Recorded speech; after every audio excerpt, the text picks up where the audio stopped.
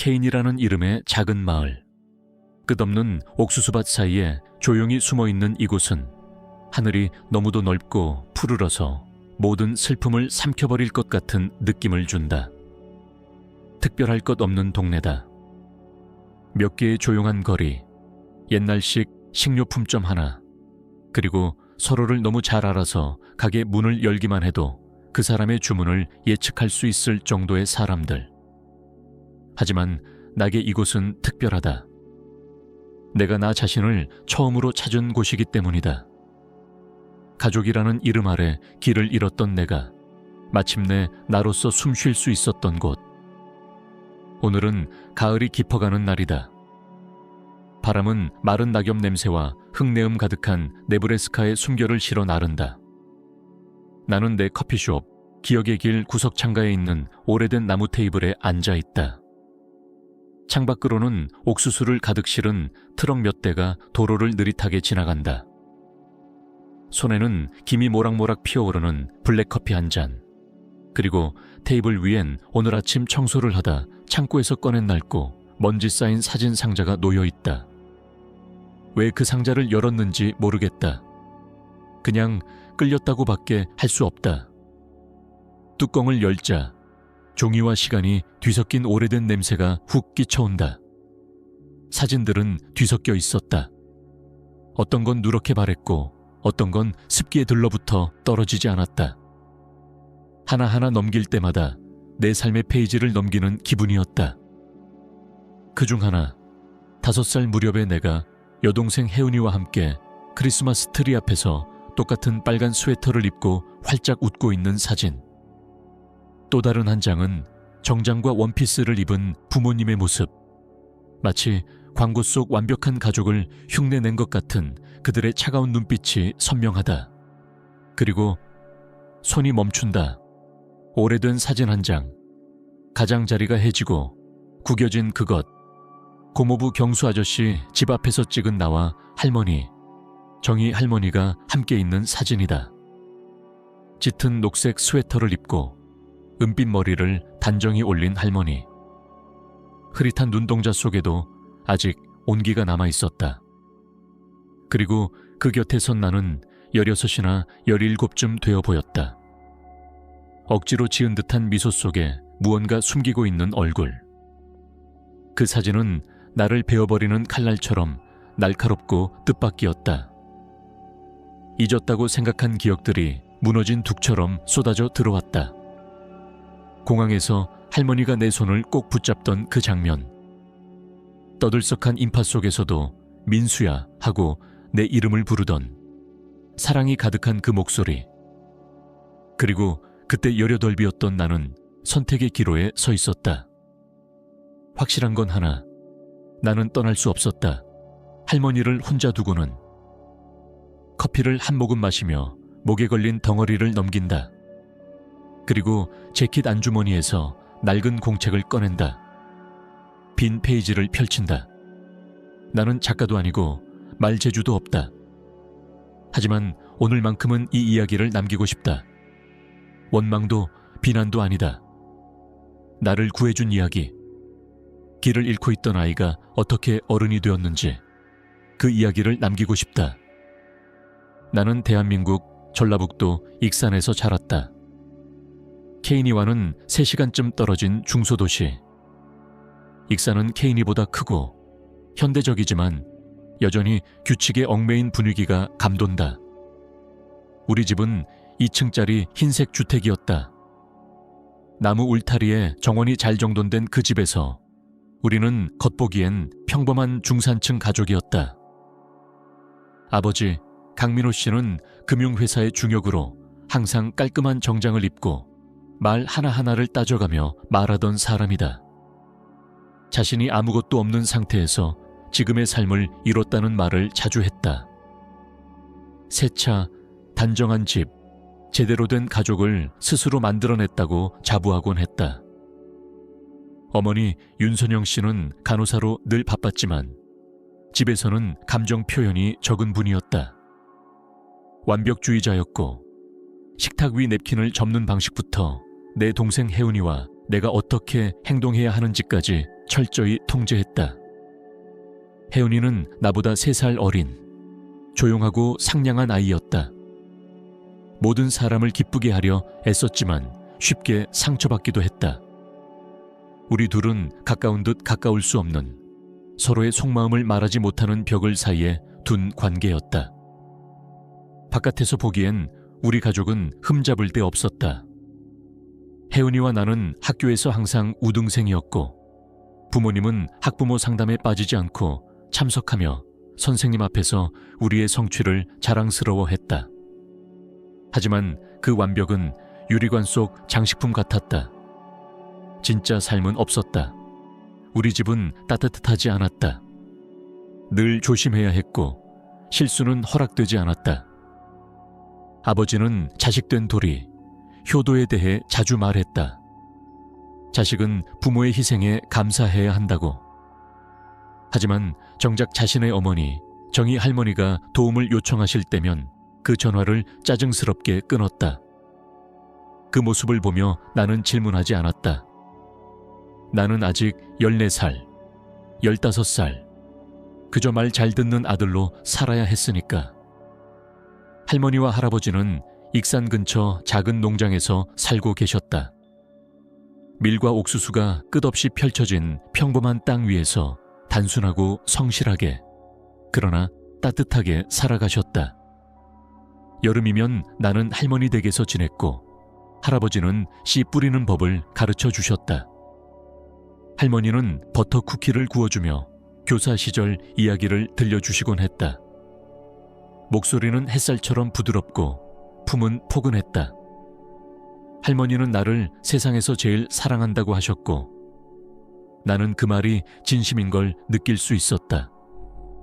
그 품에 안기면 세상 어디에서도 상처받지 않을 것 같았다. 그러다 내가 14살 되던 해 할아버지가 심장마비로 갑자기 돌아가셨다.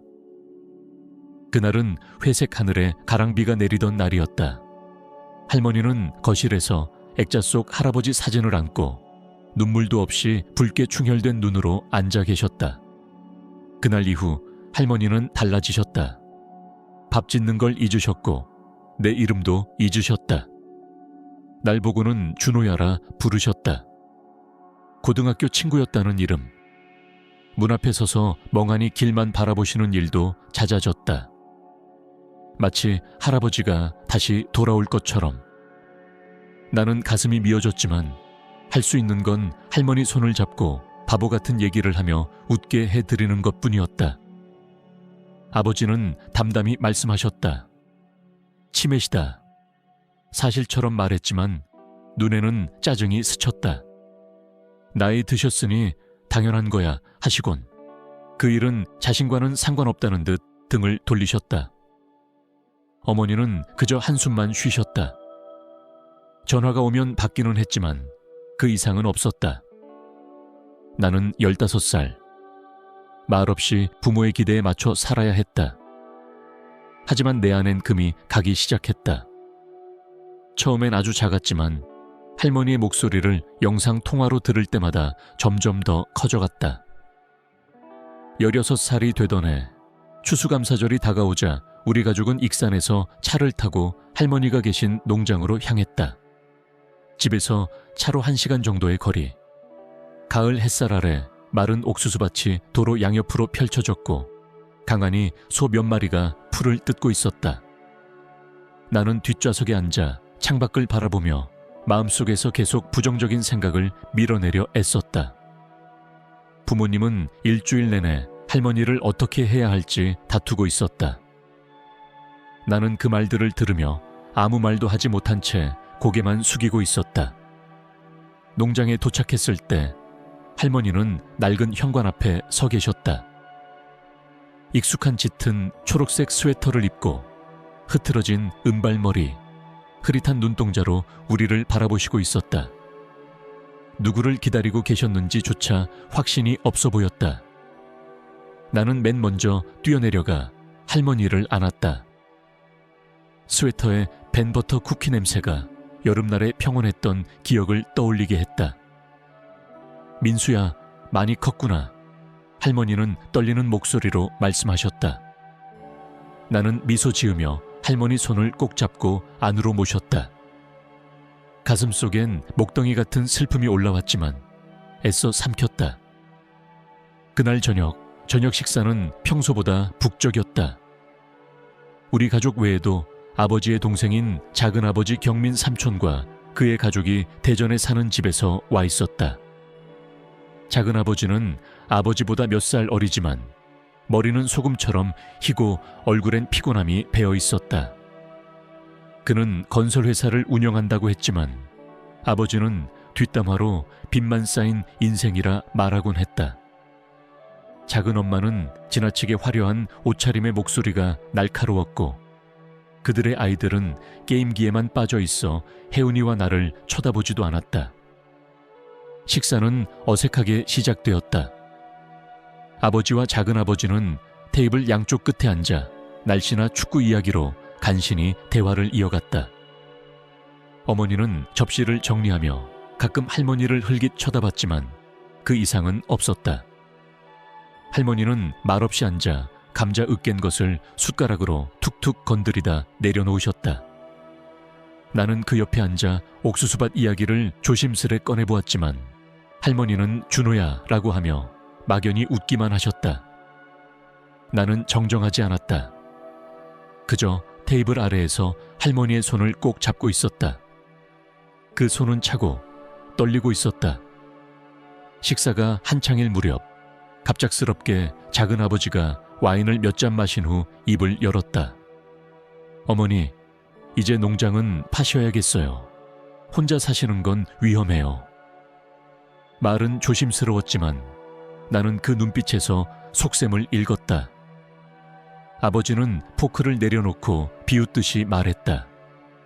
그럼 엄마를 데려가실 건가요? 책임지실 건가요? 작은아버지는 말문이 막힌 듯 얼어붙었다. 어머니는 조용히 고개를 끄덕이며 아버지의 말에 동의하는 듯 했다.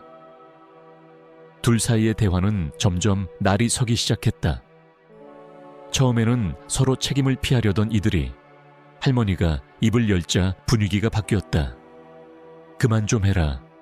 할머니는 낮지만 단호한 목소리로 말했다. 나를 돌보는 사람에게 모든 걸 줄 것이다. 땅도 집도 저금도 보험도 다. 마치 식탁 위에 폭탄이 떨어진 듯 방 안이 정적에 휩싸였다. 아버지는 와인잔을 든 채 굳었고 작은아버지는 얼굴을 찌푸렸다. 작은 엄마의 눈빛은 번쩍 빛났다. 보물이 나타난 것처럼. 아버지는 침묵을 깨며 말했다. 엄마, 내가 돌보겠습니다. 내가 장남이니까요. 작은아버지는 병원 시설이 더 잘 갖춰진 대전에 모시겠다고 주장했다. 몇 분 전만 해도 서로 떠넘기던 이들이 할머니의 한마디에 돌연 나서기 시작했다. 나는 할머니의 손을 꼭 잡고 있었다. 그 손은 여전히 떨리고 있었다. 하지만 할머니는 그 이후 더 이상 아무 말도 하지 않았다. 마치 이 세상 어디에도 발을 디디지 않은 사람처럼 멀리 어딘가를 바라보며 침묵하셨다. 결국 아버지가 장남이라는 이유로 할머니를 모시게 되었다. 어머니가 간호사로 노인을 돌보기에 적절하다는 점도 이유가 되었다. 작은아버지는 마지못해 수긍했다. 그렇게 추수감사절이 지나고 일주일 후 할머니는 우리가 사는 익산의 집으로 이사 오셨다. 몇 벌의 옷과 할아버지의 사진, 그리고 이미 흐려지기 시작한 기억을 안고 처음 2년간은 평화로워 보였다. 부모님은 겉보기엔 할머니를 정중히 모셨다. 어머니는 병원 예약을 챙기고 약을 구입했으며 냉장고엔 약 복용 스케줄표가 붙었다. 아버지는 산책도 가끔 함께하며 새 스웨터도 사드리고 이웃에게 자랑처럼 우리는 효자야 라고 말했다. 혜은이와 나는 할머니에게 책을 읽어드리거나 옛날 드라마를 함께 보았다. 할머니는 가끔씩 웃으셨다. 하지만 그 웃음에는 늘 어딘가 먼 곳을 바라보는 눈빛이 함께했다. 기억을 더듬는 듯, 무언가 꼭 붙잡으려는 듯 하지만 시간이 흐르자 부모님의 태도는 조금씩 변하기 시작했다. 어느 날 나는 거실에서 부모님이 나누는 대화를 엿들었다. 아버지는 어머니에게 묻고 있었다. 농장 문서 어디 있어? 통장 내역은? 저축액은? 어머니는 기억을 못하셔. 물어봐도 고개만 젓거나 횡설수설하셔 라고 답했다. 아니야, 감추고 있는 거야. 틀림없어. 아버지는 목소리를 낮게 낮추며 단정했다. 어머니는 한숨을 쉬며 좀 진정해. 나중에 알아보자. 며칠 뒤 어머니는 심리상담사를 집에 불렀다. 중년 남성이었고 부드러운 말투로 할머니 옆에 앉아 이것저것 질문을 했다. 농장, 통장, 땅 문서에 대해. 할머니는 고개만 젓거나 준호야, 밭에 물 줬니? 같은 엉뚱한 말을 반복했다. 문 밖에서 팔짱을 낀 채 그 광경을 지켜보던 아버지의 얼굴은 어두웠다. 그날 이후로 부모님의 할머니에 대한 태도는 명백히 변해갔다. 어머니는 점점 불평을 쏟아냈다. 어머님이 자꾸 물건을 엎지르셔서 집이 엉망이야. 커피를 카펫에 쏟고 가스불도 자꾸 켜두고 잊어버려. 아버지는 손님들 앞에서도 할머니를 꾸짖기 시작했다. 엄마, 가만히 좀 계세요. 사람들 귀찮게 하지 마세요. 할머니는 아무 말도 하지 않고 흐릿한 눈으로 바닥만 바라보셨다. 마치 스스로 짐이 되어버렸다는 걸 아시는 듯 고개를 들지 못하셨다. 어느 날 나는 거실 한쪽에서 할머니가 혼자 앉아 냅킨을 접었다 펴기를 반복하는 모습을 봤다. 손이 떨리며 뭔가를 붙잡으려 애쓰는 그 모습에 가슴이 먹먹했다. 뛰어가서 안아드리고 싶었지만 어머니가 내 어깨를 잡으며 말했다. 너무 감정적으로 대하지 마. 공부에 집중해야지. 나는 아무 말도 못하고 그 자리에 서서 할머니의 손끝만 바라보았다. 나는 답답했다. 숨조차 쉬기 힘든 집안 공기 속에서 무언가가 서서히 나를 짓눌렀다. 혜운이도 눈에 띄게 달라졌다. 말수가 줄었고 방 안에 틀어박혀 이어폰을 꽂고 음악을 들으며 세상과 단절된 듯한 모습을 보였다. 부모님께 무언가 말하고 싶었다. 그만하라고. 할머니도 사람이라고. 하지만 입을 열기만 하면 아버지의 냉랭한 눈빛이 떠올랐고 어머니의 너는 아직 몰라 라는 시선이 나를 침묵하게 만들었다. 고3이었던 나는 대학 입시라는 무게에 눌려 그들 앞에서 항의할 힘조차 없었다. 하지만 할머니를 바라볼 때마다 심장이 짓눌리는 느낌을 지울 수 없었다. 가장 잊을 수 없는 기억은 폭풍우 치던 그 밤이었다. 천둥이 요란하게 울리던 어느 밤, 나는 방에서 숙제를 하다가 갑자기 어머니의 외침을 들었다. 어머님이 안 보이셔.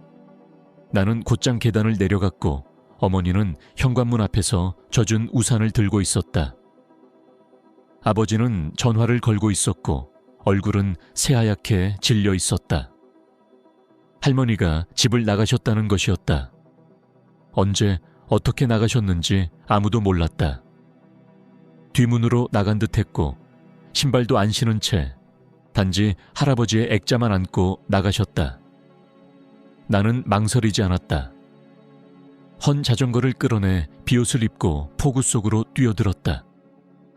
비가 얼굴을 때리고 옷이 젖어 무거웠지만 나는 멈추지 않았다. 온 동네를 돌아다니며 이웃집 문을 두드렸지만 아무도 할머니를 보지 못했다고 했다. 심장은 두려움과 분노로 쿵쾅거렸다. 부모님이 이런 상황을 만들게 한 것에 대한 분노, 그리고 더 일찍 나서지 못한 나 자신에 대한 원망. 거의 1시간이 지난 후 나는 할머니를 찾았다. 동네 끝에 있는 오래된 참나무 아래 비에 흠뻑 젖은 채 웅크리고 앉아 계셨다. 가슴에 할아버지의 액자를 꼭 안은 채 할머니, 나는 소리쳤고 할머니는 고개를 들며 흐릿한 눈으로 나를 바라보셨다. 준호야, 와줬구나. 떨리는 목소리로 말씀하셨다. 나는 무릎을 꿇고 그분을 안았다. 내 눈물은 비와 섞여 흘러내렸고 할머니의 몸은 떨리고 차가웠다. 그 순간 나는 결심했다. 더 이상 침묵하지 않겠다고. 누가 뭐라 해도 나는 이대로 둘 수 없다고. 나는 내 비옷을 벗어 할머니의 어깨에 덮어드렸지만 이미 옷은 비에 젖어 따뜻함을 줄 수 없었다. 우리 집에 가요, 할머니. 나는 울음을 삼키며 말했다. 할머니는 고개를 살짝 저으며 중얼거리셨다. 준호야, 그 사람은 어디 갔니? 나는 대답하지 못했다. 할아버지는 돌아오지 않으니까. 우리는 집으로 돌아왔고 앞마당에 도착하자 거실 불빛이 비처럼 새어나왔다. 어머니는 현관에서 팔짱을 낀 채 서 있었고 머리는 헝클어졌으며 눈빛은 날카로웠다. 아버지는 전화기를 여전히 들고 있었고 혜은이는 문 옆에서 울고 있었다. 나를 보자마자 혜은이는 뛰어나와 나를 끌어안았다. 오빠, 찾았구나. 그녀는 눈물 섞인 목소리로 말했다. 나는 억지로 웃으며 그녀를 안았지만 어머니의 시선은 날 얼어붙게 했다. 정희 어머님, 도대체 어디 다니신 거예요?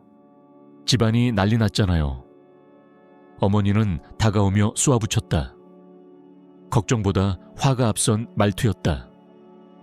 할머니는 떨면서 서 있었고 젖은 물이 나무 마루 위로 흘러내렸지만 어머니는 아랑곳하지 않았다. 이게 무슨 짓이에요? 우리가 얼마나 걱정했는지 아세요? 어머니의 목소리는 빗소리를 덮고 있었다. 내 피가 끓어오르는 걸 느꼈다. 엄마, 할머니 지금 얼어 계세요. 마르게 해드려야 해요. 나는 진정하려 애쓰며 말했다. 할머니를 이끌어 안으로 들어가려는데 어머니가 내 앞을 막아서며 팔을 뻗었다. 민수야, 멈춰. 내가 지금 말하고 있잖아. 할머니는 혼란스러운 눈으로 나를 쳐다보았다. 선영아, 그냥 그 사람 찾으러 나갔어. 어머니는 한숨을 쉬며 고개를 절레절레 흔들었다. 어머님, 그 사람은 돌아가셨잖아요. 왜 그것도 잊으세요? 정말 힘들어 죽겠네요. 그 순간 나는 더는 참을 수 없었다. 그만하세요, 엄마. 나는 할머니 앞을 막아서며 외쳤다. 지금 할머니 떨고 계신 거 안 보이세요? 실수하신 게 아니에요. 아프신 거예요. 내 목소리는 떨렸고 온몸이 타는 듯이 달아올랐다.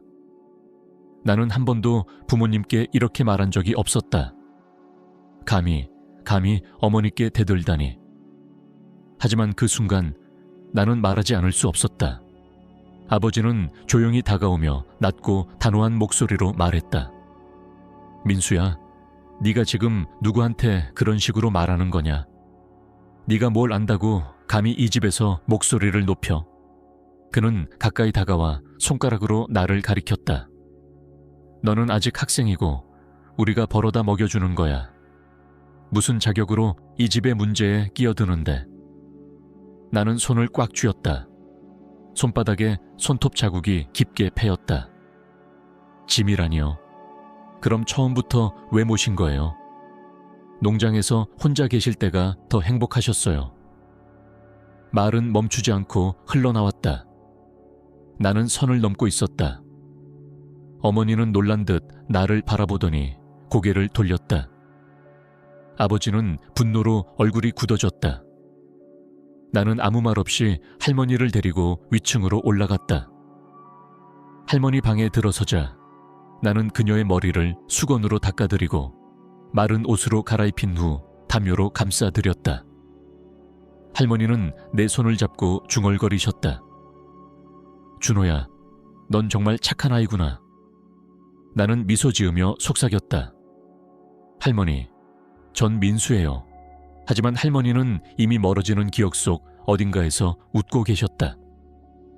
나는 그 옆에 앉아 창밖의 빗소리를 들었다. 그날 밤 침대에 누워서도 한숨도 잘 수 없었다. 거실에서는 부모님의 언쟁이 계속되었고 어머니는 아버지를 탓했고 아버지는 어머니를 비난했다.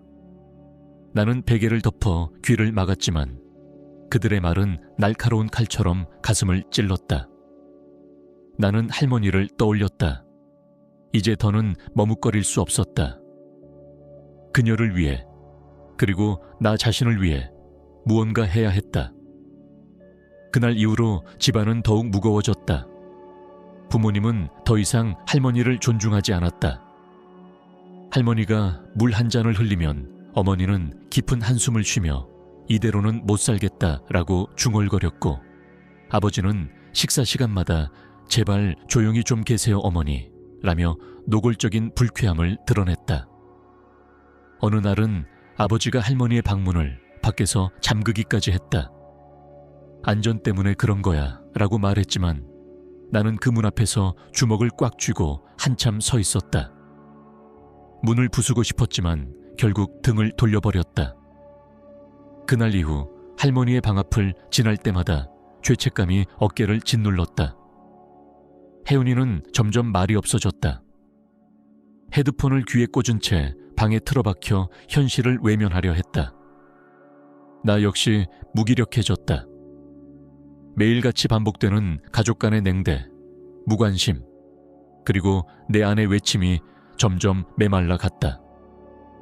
하지만 어느 날 밤 부모님의 대화를 엿듣던 나는 모든 의심이 확신으로 바뀌는 걸 느꼈다. 어머니는 나지막이 말했고 그냥 요양원으로 모시면 되는 거잖아. 문서도 기억 못하시고 재산 얘기해도 알아듣지도 못하시잖아. 아버지는 조금 망설이다가 이렇게 말했다. 뭔가 방법을 찾아보지. 우리가 불효자라는 말은 안 들려야 하니까. 나는 그 말에 전율이 일었다. 그들이 할머니를 짐처럼 여기고 있었다는 걸 알고 있었지만 이제는 그 짐을 내다 버릴 타이밍을 찾고 있다는 걸 깨달았다. 나는 방으로 돌아와 침대에 누웠지만 눈을 감을 수 없었다. 내게 이 집은 더 이상 집이 아니었다. 그리고 할머니에게도 마찬가지였다. 얼마 지나지 않아 부모님은 우리에게 여행 소식을 알렸다. 아프리카에 간다. 사파리도 보고 가족 모두에게 좋은 경험이 될 거야. 아버지는 그렇게 말했다. 어머니는 항공권과 일정표를 확인하며 다들 새로운 기운이 필요해 라고 덧붙였다. 나는 아무 대답도 하지 않았다. 그리고 조용히 물었다. 그럼 할머니는요? 아버지는 눈을 피하며 말했다. 함께 가지. 가족이잖아. 하지만 나는 그 말이 거짓이라는 걸, 그 목소리에 진심이 없다는 걸 어머니의 피하는 눈빛을 통해 알아차렸다. 비행기 출발 당일 우리는 새벽 일찍 공항으로 향했다.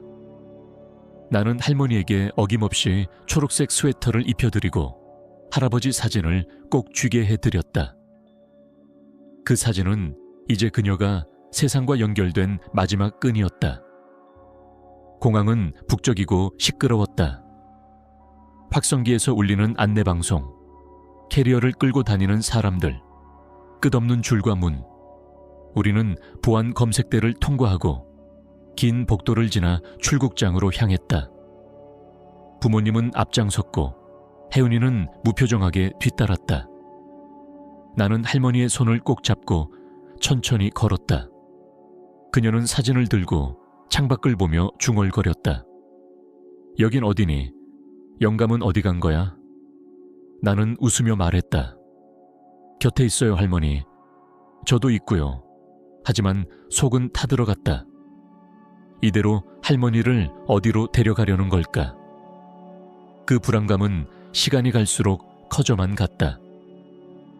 출국장 대기실에 도착했을 때 부모님은 조용한 구석에 자리를 잡았고 나는 할머니를 창가에 앉히고 물을 가지러 갔다. 그녀는 사진을 손끝으로 쓰다듬으며 창밖을 멍하니 바라보았다. 그 모습은 마치 이 세상의 마지막으로 남은 시간을 들이마시고 있는 사람 같았다. 그때 안내방송이 울렸다.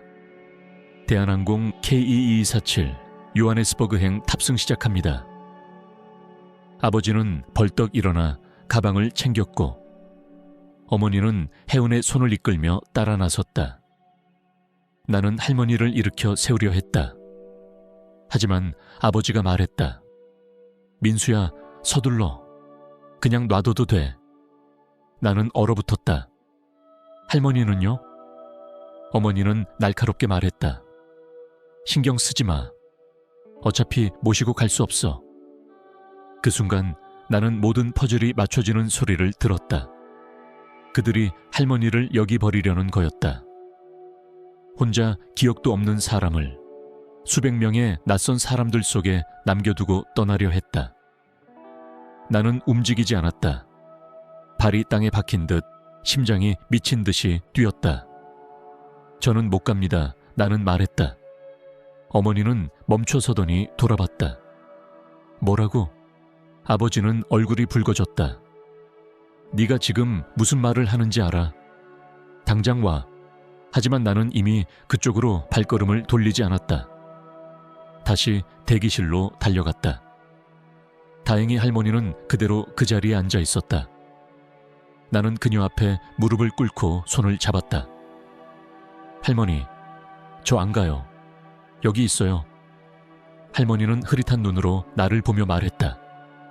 준호야, 무서웠단다. 나는 그녀를 꼭 안았다. 공항 전체가 소란스러웠지만 그 순간 나에겐 오직 할머니의 떨리는 천만이 느껴졌다. 우리는 공항 대합실 한켠에 그렇게 오래 앉아 있었다. 할머니는 여전히 할아버지의 사진을 안고 있었고 나는 할머니의 손을 꼭 붙잡고 있었다. 출국 게이트에서 멀어지는 사람들, 방송을 따라 이동하는 여행객들의 발걸음이 머리 위로 스쳐 지나갔다. 비행기 이륙을 알리는 굉음이 유리창 너머에서 울려 퍼졌고 나는 천천히 고개를 들어 그 비행기를 바라보았다. 그 안에는 부모님과 혜운이도 함께 타고 있었을 것이다. 그들이 떠나는 모습을 보고도 나는 아무런 후회도 느끼지 않았다. 오히려 믿을 수 없는 평온함이 나를 감쌌다. 선택은 이미 끝났고 나는 그들을 따라가지 않았다. 나는 할머니를 선택했다. 그 선택이 이 모든 갈등의 끝이 아니라 시작이라는 것을 알면서도 더 이상 두렵지 않았다. 그날 저녁, 나는 공항 근처에서 할머니와 함께 시간을 보냈다. 어디로 가야 할지 막막했지만 문득 할머니가 예전에 말씀하시던 외삼촌, 정희 할머니의 남동생, 정우 삼촌이 떠올랐다. 정우는 케이니에 살고 있단다. 거기 가면 마음이 편해져. 할머니는 그렇게 말한 적이 있었다. 나는 즉시 스마트폰을 꺼내 정우 농장, 케인이라고 검색했다. 다행히 작은 농장의 전화번호가 떠올랐고 나는 떨리는 손으로 전화를 걸었다. 한참의 신호음 끝에 다정하고 깊은 목소리가 들렸다. 여보세요, 정우입니다. 나는 숨을 고르고 천천히 상황을 설명했다. 할머니를 데리고 나온 일, 공항에서의 일, 부모님이 그녀를 두고 떠났다는 것, 그리고 우리가 갈 곳이 없다는 것을. 잠시의 침묵 후 정우 삼촌은 조용히 말했다. 그 애가 널 그렇게 믿었다는 게 느껴지는구나. 데리고 와라. 둘 다 여기서 지내자. 그 말은 울컥하게 따뜻했고 나는 눈물이 쏟아질 것 같았다. 우리는 그날 밤 케이니행 야간 고속버스를 탔다. 할머니는 내 어깨에 기대 꾸벅꾸벅 졸았고 나는 말없이 창밖 어둠을 바라보며 앞으로 어떻게 살아야 할지를 고민했다. 하지만 단 한 가지는 분명했다. 나는 올바른 선택을 했고 그 선택이 나를 이끌고 있었다. 새벽이 되어 버스가 케이니의 작은 터미널에 도착했을 때 정우 삼촌은 직접 손에 종이 간판을 들고 우리를 기다리고 있었다. 정희와 민수라고 적힌 그 송글씨는 삐뚤빼뚤했지만 그 안에는 수십 년간 쌓인 가족의 따뜻함이 담겨 있었다. 삼촌은 나를 보자마자 다가와 할머니를 안았다. 누나야, 얼마나 걱정했는지 알아. 그의 목소리는 떨렸고 할머니는 희미하게 미소 지으며 대답했다. 정우야, 네가 이렇게 컸구나. 나는 그 장면을 보며 어릴 적 여름날 할머니가 농장에서 웃으며 나를 부르던 장면이 겹쳐 떠올랐다. 우리는 정우 삼촌의 작은 농장으로 이동했다. 그곳은 넓은 옥수수밭 사이에 자리한 아담한 나무집이었다. 그의 아내인 순자 이모는 따뜻한 쿠키와 따끈한 차를 내오며 우리를 반겼고 나는 긴장된 몸을 처음으로 풀 수 있었다. 나는 정우 삼촌에게 지난 몇 년간 있었던 모든 일을 하나하나 이야기했다. 부모님의 차가움, 할머니의 잊혀져가는 기억, 그리고 내가 끝내 그들을 따라가지 않고 할머니 곁을 지켰다는 것을. 정우 삼촌은 아무 말 없이 들었고 눈시울이 붉어져 있었다. 너 참 잘했다, 민수야. 아무도 못했을 일을 네가 해냈구나. 이제부터는 우리가 함께 할게. 여기가 내 집이다. 그 말에 나는 숨을 깊이 내쉬었다. 그렇게 시작된 케이니에서의 삶은 내가 꿈도 꾸지 못했던 평온함을 품고 있었다. 작은 방 하나, 푹신한 담요, 매일 아침 들리는 새소리, 순자 이모가 구워주는 쿠키 냄새, 그리고 정우 삼촌의 웃음. 모든 것이 따뜻하고 나를 안아주는 느낌이었다. 할머니는 여전히 혼란 속에서 살아가고 있었지만 그곳에서는 누구도 그녀를 짐처럼 여기지 않았다. 그녀는 마당에 있는 흔들 의자에 앉아 해질녘 들판을 바라보며 조용히 노래를 흥얼거리기도 했고 때로는 나를 바라보며 준호야, 밥은 먹었니? 라고 물었다. 나는 그럴 때마다 네, 할머니, 많이 먹었어요 하고 웃어드렸다. 그 순간들, 아주 작고 사소한 말과 표정들이 내겐 세상에서 가장 소중한 선물처럼 느껴졌다. 부모님에게 받지 못한 무언의 사랑, 존재만으로도 위로가 되는 사랑이 그 안에 담겨 있었기 때문이다. 며칠 뒤 나는 휴대폰을 켰다. 진동이 쉴 새 없이 울렸고 수십 개의 메시지가 쏟아졌다. 대부분은 부모님에게서 온 것이었다. 민수야, 지금 어디 있는 거니? 할머니는 왜 집에 안 계셔? 당장 연락해. 라는 다급한 말투로 시작되던 어머니의 메시지는 시간이 지날수록 점점 날카로워졌다. 너 지금 무슨 짓을 하는 건지 알기나 해. 우리가 얼마나 걱정하는데. 당장 돌아와. 아버지의 문자는 훨씬 냉정하고 위협적이었다. 네가 우리한테 반항을 해. 이게 다 창피한 줄 모르고 지금 뭐 하는 짓이야? 혜은이의 메시지는 짧고 조용했지만 내 마음을 찢었다. 오빠, 엄마 아빠 많이 화났어. 하지만 나 오빠랑 할머니 걱정돼. 괜찮아? 나는 모든 메시지를 읽었지만 아무 대답도 하지 않았다. 그들에게는 내가 어떤 상황에서 결정을 내렸는지 말로 설명해도 이해하지 못할 것이다. 그들은 공항에서 할머니를 두고 떠났다는 사실만으로 이미 자격을 잃었다. 나는 휴대폰을 꺼버리고 부엌으로 내려가 순자 이모의 설거지를 도왔다. 괜찮니, 민수야? 이모는 조용히 물었다. 나는 미소 지으며 고개를 끄덕였다. 네, 이모. 괜찮아요. 이제 좀 편해요.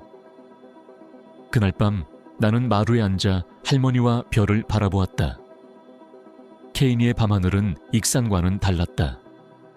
대초 넓고 더 깊었으며 그 속엔 할아버지의 숨결이라도 담겨 있을 것 같았다.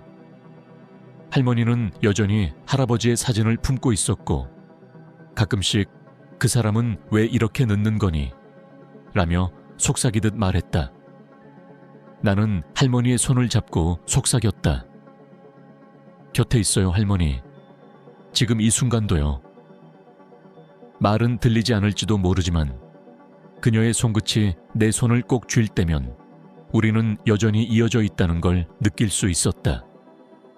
정우 삼촌은 마당에서 고구마를 굽고 있었고 마을 사람들은 트럭에서 옥수수를 내리며 정희 할머니, 좀 괜찮으세요? 라고 안부를 물었다.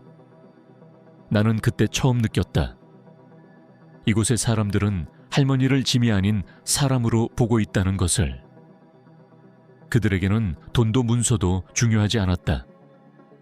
단지 정이라는 이름의 한 노인이 평생을 성실하게 살아온 한 존재가 여전히 의미 있는 삶을 살고 있다는 것, 그것이 중요했다. 며칠 뒤 정우 삼촌은 나를 부엌 뒤쪽 창고로 불렀다. 민수야, 이리 좀 와봐라. 그는 낡은 철제 상자를 꺼내더니 그 안에서 두꺼운 봉투 하나를 내밀었다. 이건 네 할머니가 예전에 나한테 맡긴 거다. 너에게 줄 때가 오면 전해달라고 하셨어. 나는 봉투를 받아 열어보았다. 안에는 농장의 땅 문서, 적지 않은 예금 통장, 그리고 생명보험증서가 들어있었다. 나는 그 종이들을 바라보다가 고개를 들어 삼촌을 바라보았다. 저한테 왜요? 삼촌이 가지세요. 정우 삼촌은 웃으며 고개를 저었다. 그 아이는 너를 믿었어. 너에게 모든 걸 맡긴 거야. 돈이 아니라 마음을 준 거다. 나는 아무 말도 하지 못했다. 손에 든 봉투는 종이보다 훨씬 무거웠다. 할머니의 기억이 흐려지기 전에 준비한 것들, 잊히기 전에 나를 위해 남긴 유산. 나는 그날 밤 그 봉투를 베개 옆에 놓고 누웠다. 다시 열어보진 않았지만 그 안에 담긴 마음은 이미 내 가슴 깊이 새겨졌다. 나는 결심했다. 이건 결코 내 것이 아니다. 이건 할머니가 나에게 준 마지막 믿음이며 나는 그것을 삶으로 증명해 보여야만 한다. 며칠 뒤 할머니는 놀라울 정도로 또렷한 정신을 보이셨다.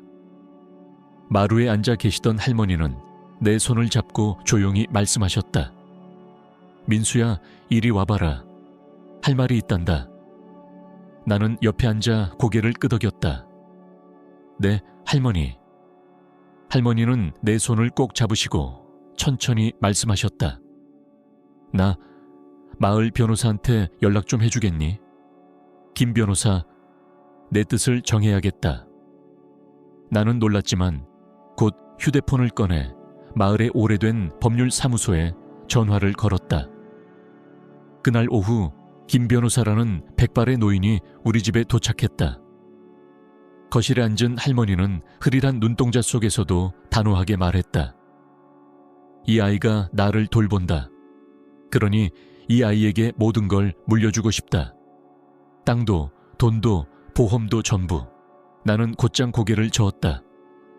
할머니, 전 그런 거 원하지 않아요. 하지만 정우 삼촌은 내 어깨를 다정히 두드리며 말했다. 그게 너희 할머니 마음이다. 받는 것도 효도란다. 김 변호사는 조용히 고개를 끄덕이며 서류를 정리했고 나는 한참을 그 자리에 앉아 눈물이 흐르는 걸 참았다. 그것은 단지 상속이 아니었다. 기억이 흐려져 가는 와중에도 할머니가 마지막까지 붙잡고 있던 믿음이었다. 나는 그 믿음에 값타는 사람이 되어야 했다. 그날 이후로 내 삶은 천천히, 그러나 확실히 변해갔다. 나는 지역 커뮤니티 칼리지에 시간제로 등록했다. 전공은 농업과 경영. 낮에는 정우 삼촌과 함께 시장에 나가 사과와 호박을 트럭에 실어 판매하고 저녁이면 조용한 방 안에서 수업 자료를 복습하거나 과제를 했다.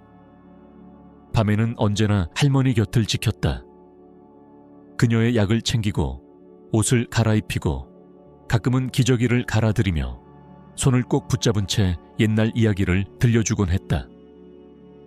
내가 어릴 적 할머니가 읽어주시던 동화책들을 다시 꺼내 그녀에게 읽어드렸다. 어느 날은 개구리와 두더지 이야기를 읽어드렸는데 할머니는 흐릿한 눈빛으로 창밖을 바라보다가 말했다. 그 사람, 이 책 참 좋아했지. 나는 그 말에 한참 말을 잇지 못했다. 기억이 무너진 자리에서도 할아버지는 여전히 살아있었고 할머니는 그를 잊지 않고 있었다. 그런 순간들이 내게는 무엇보다 소중했다. 때로는 함께 버터 쿠키를 만들기도 했다. 손이 떨리고 밀가루는 여기저기 흩날렸지만 할머니는 진지하게 말씀하셨다. 얇게 펴야 맛있다. 민수야, 다시 해봐. 나는 웃으며 반죽을 다시 밀었다. 오븐에서 조금 타버린 쿠키를 건네드리자 할머니는 한입 먹고 눈을 감았다. 내가 만든 거랑 똑같네. 그 말에 나도 모르게 울컥했다. 그 작고 사소한 말이 내 마음을 따뜻하게 꿰뚫었다. 그런 하루하루가 나를 키웠고 나를 치유했다. 어느 날 할머니는 내 졸업 편지를 받자고 하셨다. 나는 지역 대학을 마치고 조촐한 졸업장을 손에 넣었다. 큰 성과는 아니었지만 내겐 세상을 향해 내딛는 첫 걸음이었다. 이걸 사진으로 남겨줘. 할머니는 말씀하셨고 우리는 마당에 나가 함께 사진을 찍었다. 나는 졸업 가운을 입고 할머니는 평소 입던 초록 스웨터를 입으신 채 휠체어에 앉아 계셨다. 그녀의 얼굴은 여전히 흐릿했지만 그날따라 유난히 맑은 눈으로 나를 바라보셨다. 민수야, 넌 참 잘 컸다. 나는 그 말을 평생 기억할 것이다. 그 사진은 지금도 내 지갑에 있다. 내가 삶에 흔들릴 때마다 꺼내보는 마음속 나침반 같은 존재.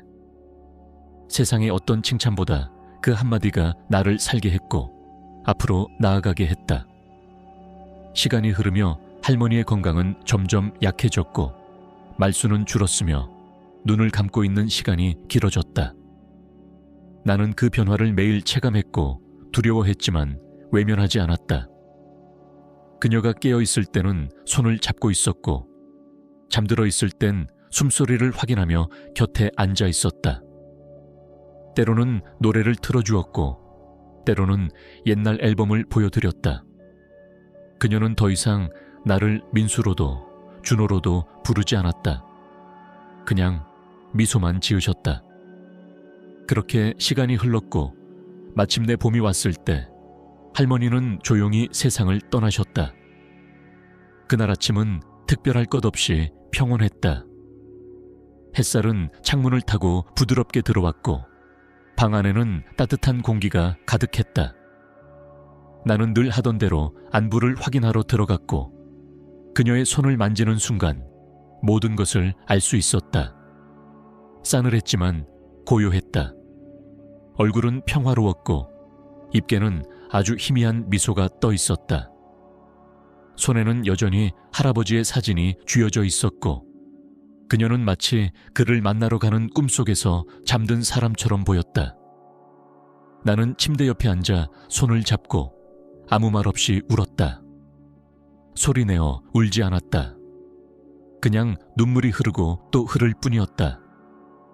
나는 약속을 지켰다. 끝까지 그녀 곁을 지켰고 절대 혼자 두지 않았다. 정우 삼촌과 순자 이모는 조용히 방으로 들어와 나를 안아주었다. 이모는 눈물을 훔치며 말했다. 정희 언니, 편히 가셨어요. 내 덕분이야, 민수야. 삼촌은 말없이 내 어깨를 감싸 안았다. 말보다 따뜻한 손길이었다. 장례는 작고 소박하게 치러졌다. 마을 이웃 몇 분, 정우 삼촌 부부, 그리고 나. 가족이라 불릴 수 있는 사람은 더 없었다. 나는 부모님에게 알리지 않았다. 그들이 이 자리에 있을 자격은 없었다. 단 한 사람, 혜운이만이 흰 데이지 꽃다발과 짧은 쪽지를 보내왔다. 오빠, 미안해. 언니가 편히 쉬시길. 나중에 케인이 갈게. 나는 그 꽃을 할머니의 무덤 앞에 조심스레 내려놓았다. 말은 하지 않았지만 혜운이에게는 고마웠다. 할머니의 무덤은 우리가 함께 자주 앉았던 참나무 그늘 아래에 자리 잡았다. 나는 그 앞에 서서 조용히 다짐했다. 할머니, 저 앞으로 어떻게 살든 당신처럼 살아갈게요. 누군가를 있는 그대로 품고 잊히는 것을 두려워하지 않고 사랑을 말보단 행동으로 보여주는 사람으로요. 바람이 불었고 옥수수밭에서 잎사귀들이 흔들렸다. 마치 할머니가 내 말을 들었다는 듯 따뜻한 숨결이 내 뺨을 스치고 지나갔다. 할머니가 떠나신 뒤의 시간은 마치 두 개의 세상 사이에 걸쳐 서 있는 느낌이었다. 한쪽에는 케이니의 삶, 정우 삼촌과 순자 이모, 그리고 나와 할머니가 함께했던 평온하고 진실된 일상들이 있었고, 다른 한쪽에는 내가 자라온 익산의 집, 형식적인 규범과 차가운 기대 속에서 숨죽이며 살아야 했던 과거가 있었다. 나는 언젠가는 돌아가야 한다는 걸 알고 있었다. 화해나 용서 때문이 아니라 나 자신을 마주하기 위해서. 할머니가 돌아가셨다는 사실을 부모님이 알게 되었을 때 그들이 어떤 얼굴을 하고 어떤 말을 할지를 보고 싶었다. 내가 그들에게 남긴 선택의 흔적이 어떤 의미였는지 직접 눈으로 확인하고 싶었다. 나는 며칠간 마음을 정리한 뒤 천천히 가방을 쌌다. 많은 짐은 필요하지 않았다. 몇 벌의 옷과 졸업식 날 할머니와 찍은 사진 한 장을 지갑에 넣고 정우 삼촌에게 작별 인사를 건넸다. 꼭 가야겠니? 삼촌은 조용히 물었다. 나는 고개를 끄덕이며 말했다. 마주하고 싶어요. 두려워하지 않으려고요. 삼촌은 내 어깨에 손을 얹으며 말했다. 잘 다녀오고 여기 언제든 내 집이야. 나는 웃으며 고개를 숙였고 버스에 올랐다. 케이니에서 익산까지 3시간이 넘는 그 길은 내내 창밖을 바라보며 지나갔다. 익숙한 논밭과 익산의 단정한 가로수길, 그리고 그 속에서 줄곧 느꼈던 숨막힘이 다시 나를 감쌌다. 내가 자란 집 앞에 섰을 때 모든 것이 그대로였다. 하얀 2층 집, 가지런한 울타리, 완벽히 잘린 잔디밭. 그러나 문을 열고 들어섰을 때 나는 그 집이 더 이상 내 것이 아니라는 것을 분명히 알 수 있었다. 거실에는 부모님이 앉아 있었다. 아버지는 예전보다 머리가 휘어졌고 어깨는 다소 굽어 있었으며 늘 날카로웠던 눈빛에도 피로가 배어 있었다. 어머니는 말없이 눈물을 훔치고 있었고 그녀의 옷차림은 예전처럼 완벽하지 않았다. 혜은이는 타지에서 대학에 다니고 있었기에 그날은 집에 없었다. 나는 조용히 거실로 들어섰고 부모님은 나를 바라보았지만 아무 말도 하지 않았다. 정적은 무겁게 내려앉았고 나는 천천히 입을 열었다. 할머니, 돌아가셨어요. 2주 전에 케이니에서요. 어머니는 그제야 입을 막고 흐느끼기 시작했다. 그럴 줄 몰랐어. 그렇게 될 줄은.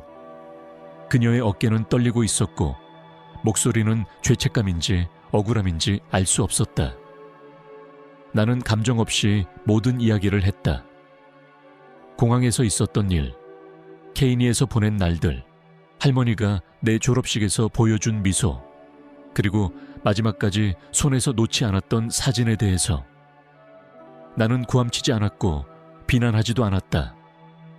그저 사실만을 차분하게. 하지만 그 말 하나하나가 부모님에게는 칼날처럼 꽂혔을 것이다. 이야기를 다 마친 뒤 어머니는 얼굴을 감싸 쥐고 흐느꼈고 아버지는 고개를 떨군 채 입술을 굳게 다물고 있었다. 그리고 아주 한참 후에야 아버지가 조용히 말했다. 네가 내가 못한 일을 했구나. 그걸 인정하지 않을 수가 없구나. 나는 틀렸어. 나는 그 한마디에 잠시 말을 잇지 못했다. 어쩌면 내가 바랐던 건 그 말이었는지도 모른다. 핑계도 변명도 아닌 단 하나의 진심. 나는 할머니를 지키고 싶었어요. 그게 가족이잖아요. 나는 그렇게 말하고 자리를 떴다. 어머니가 내 손을 잡으며 말했다. 민수야, 언제든 돌아와도 돼. 여기는 내 집이야. 나는 미소를 지었지만 대답하지 않았다. 이곳은 더 이상 내 집이 아니었다. 케이니로 돌아온 나는 본격적으로 새로운 삶을 시작했다. 할머니가 남긴 유산 일부로 학비를 다 갚았고 남은 자금으로 커피숍을 열었다. 이름은 기억의 길. 내가 할머니와 함께 걸어온 그 시간들을 잊지 않기 위해 지은 이름이었다. 커피숍은 크지 않았다. 나무 테이블 몇 개, 작고 따뜻한 조명, 그리고 벽면을 채운 오래된 사진들. 할머니가 농장 앞에서 웃고 있는 모습, 졸업식 날 휠체어에 앉아 나를 바라보던 눈빛, 사과를 가득 실은 트럭 앞에서 웃고 있는 정우 삼촌의 모습까지. 그 사진들은 나를 살아가게 하는 힘이었다. 손님들은 커피 향에 이끌려 들어왔고 쿠키 맛에 반했고 내가 들려주는 짧은 이야기들에 귀를 기울였다. 나는 공황 이야기나 익산에서의 아픔은 말하지 않았다. 그건 나만의 이야기로 남겨두었다. 대신 할머니가 쿠키를 구워주시던 여름날, 내가 할아버지와 옥수수밭을 뛰어다니던 기억, 그런 따뜻한 조각들만을 이야기했다. 나는 누군가의 기억에 따뜻한 한 조각으로 남고 싶었다. 시간이 조금씩 흘러가자 나는 매주 주말마다 케이니의 작은 양로원을 방문하게 되었다. 그곳엔 내 할머니처럼 잊히는 기억 속에 홀로 남겨진 이들이 조용히 살아가고 있었다. 나는 개구리와 두더지, 작은 아씨들 같은 책들을 들고 가서 노인들 곁에 앉아 읽어드렸다. 그들은 때로 조용히 눈을 감고 들었고 때로는 손을 꼭 잡으며 웃어주었다. 어떤 할머니는 내 손을 잡고 말했다. 우리 엄마도 너처럼 남을 돌보는 사람이었지. 참 따뜻한 아이였구나. 나는 웃으며 고개를 끄덕였다. 그 순간마다 할머니가 곁에 있는 듯 느껴졌다. 내가 누군가에게 할머니의 존재를 이야기할 수 있다는 사실만으로도 마음이 가득 차올랐다. 커피숍 기억의 길에서는 여전히 사람들이 드나들었고 나는 아침마다 직접 로스팅한 원두로 커피를 내리고 순자 이모에게 배운 버터 쿠키를 구웠다. 가끔은 할머니가 들려주던 옛날 동요를 틀어놓기도 했다. 익숙하지 않은 멜로디였지만 가게 안에는 그 노래가 자연스럽게 스며들었다. 사람들은 이곳을 단순한 커피숍이 아닌 누군가의 기억 속 집처럼 여겼다. 어느 날 혜은이에게 전화가 왔다. 오래간만이었다. 수화기 너머의 목소리는 어딘가 조심스럽고 떨리고 있었다. 오빠, 미안해. 나 그땐 아무 말도 못했어. 솔직히 무서웠거든. 엄마 아빠 화나게 할까봐, 잘못된 선택을 할까봐 그냥 도망쳤어. 나는 잠시 말이 없었다가 조용히 말했다. 괜찮아. 너는 네 방식으로 살아가는 거야. 네가 언젠가 네 선택을 하게 될 거라는 걸 믿어. 그녀는 전화기 너머로 울고 있었고 나는 말없이 그녀의 감정을 다 받아냈다. 나 언젠가 케이니에 갈게. 그땐 오빠가 좋아하는 커피 한 잔 사줘. 나는 웃으며 말했다. 물론이지. 그땐 쿠키도 줄게. 통화를 끊고 난 뒤 나는 창밖을 바라보았다. 옥수수밭이 바람에 따라 유연히 흔들리고 있었고 하늘은 끝도 없이 깊고 푸르렀다. 나는 그곳에서 모든 걸 잃었다고 생각했던 순간들 속에서 다시 살아가는 법을 배웠다. 이 이야기는 여기서 끝이지만 슬픈 결말은 아니다. 나는 누군가를 지킨다는 것이 얼마나 어렵고 위대한 일인지 배웠고 혈연이라는 이름만으로는 결코 가족이 완성되지 않는다는 것도 알게 되었다. 가족이란 세상이 등을 돌릴 때에도 곁에 있어주는 사람들이다. 할머니는 그런 존재였고 나는 마지막까지 그 곁에 있었던 사람이었다. 기억의 길이라는 이름의 가게는 단지 커피를 파는 장소가 아니라 나와 할머니가 함께했던 시간을 이어가는 공간이었다. 나는 여전히 매일 아침 가게 문을 열며 벽에 걸린 사진들을 바라본다. 농장 앞에 서 계신 할머니, 휠체어에 앉아 환히 웃으시던 모습, 그리고 나를 향해 손을 뻗던 그 따뜻한 미소. 그 모든 것이 나를 지탱해주는 기억이 되었다. 가끔씩 손님 중 누군가가 묻는다. 이 커피숍 이름 무슨 뜻이에요? 나는 웃으며 대답한다. 누군가를 절대 잊지 않기 위해서요. 그리고 누군가를 지킨 기억은 절대 사라지지 않으니까요. 그렇게 나는 오늘도 할머니가 나에게 남긴 사랑을 커피 향기 속에 녹여 사람들에게 나눈다. 내가 세상에 바라는 건 많지 않다. 다만 지금 이 글을 읽는 당신도 언젠가 사랑하는 사람의 손을 꼭 붙잡고 그들이 완전히 잊히기 전에 조금 더 자주, 조금 더 따뜻하게 함께 있어 주길. 우리가 사랑하는 이들은 언젠가 기억에서 희미해지겠지만 그 순간까지 우리는 끝까지 곁에 있어 줄 수 있다. 그것이 바로 우리가 누군가에게 줄 수 있는 가장 순수한 사랑의 형태일지도 모른다.